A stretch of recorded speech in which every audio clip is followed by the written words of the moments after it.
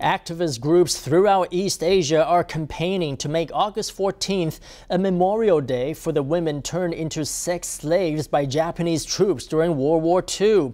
Taiwanese marked the day by protesting outside Japan's de facto embassy in Taipei, demanding that Tokyo face up to history and acknowledge that these so-called comfort women were in fact slaves.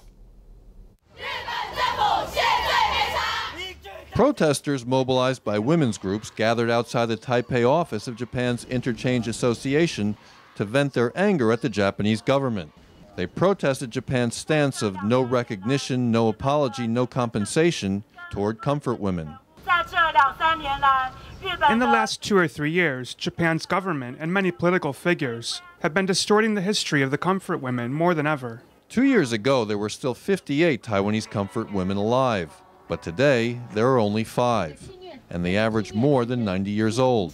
They're no longer able to take to the streets and speak up for themselves.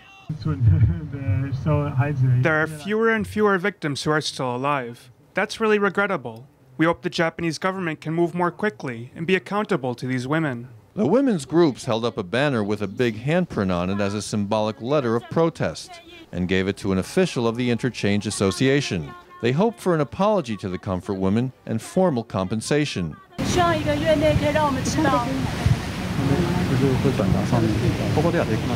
The groups asked the Japanese government for a response within a month, but did not receive an answer to their request. They vowed to continue their protests if Japan continues to ignore the issue.